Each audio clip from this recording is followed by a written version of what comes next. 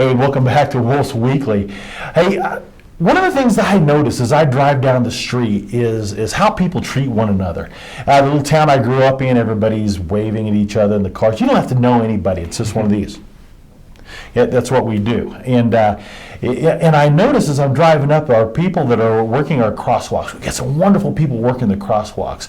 But I noticed this morning that Lori White and her husband Kenny are out there at the height where I turn in to go to my office, and everybody was waving, and sometimes Kenny will be yelling things at people, usually good things, and it's great. And so I love that. I love watching excellence. Well, they're taking the crosswalk duty to an excellent standpoint in their wave. So make sure you wave back at Lori and Kenny, and I really appreciate them doing that. That's being friendly. That's who we are at Woodland Park. We're going to be the friendliest city in the world. So let's keep working on that. Also, I want to let you guys know we're doing something a little bit different. In our third graders this year, we have this wonderful aquatic center. Our third graders this year at Columbine and Gateway and at Summit, we're going to be working on every one of them learning how to swim this year.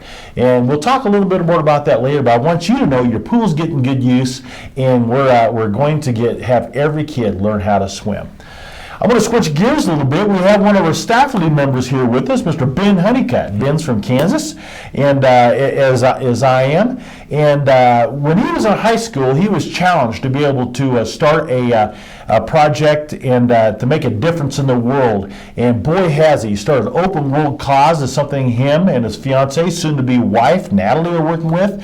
And so can you tell us a little bit about starting a school on the other side of the world? Yeah, absolutely. So in high school, I was not a model student. I really wasn't a model student in school, both middle school and high school. But my senior year rolled around, and I turned 18 before I was ready for it. And I realized I really hadn't done a lot with my life up until that point.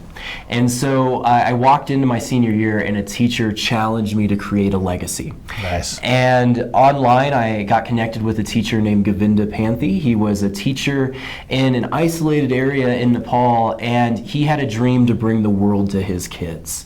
And we decided we would fundraise to try to bring 2 laptops and internet access to a school in Nepal. And over the course of my senior year, we raised about $6,000, and were able to get 2 laptops, internet access, and a library to that school in Nepal.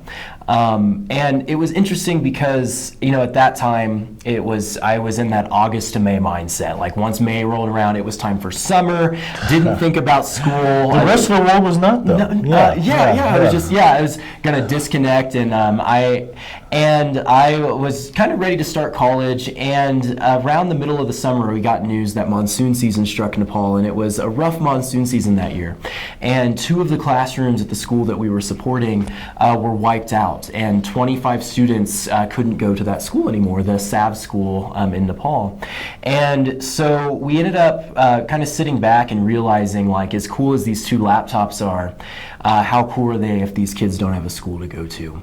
And so my co-founder, Connor Jansen, and I, we started a student organization called the Open World Cause on KU's campus, and we ended up being able to help fund the construction of a school in Nepal, and we're able to travel to that school and meet the students face-to-face in 2015. So you build a school in Nepal. Open World Cause is still rolling, and you're working with schools in Africa now. Yeah, in Kenya, and just knocking it out. And so our teachers here, not only loving your kids that we have now, but having a teacher from right here at Woodland Park Middle School, working with our social science program, being able to make a difference across the world, we're really proud of that. So we want to keep that going. Not only that, but he's about to get married. Here, coming up on Columbus Day, Ben's getting married to a lovely lady, Natalie, and Natalie, he is marrying way above his head.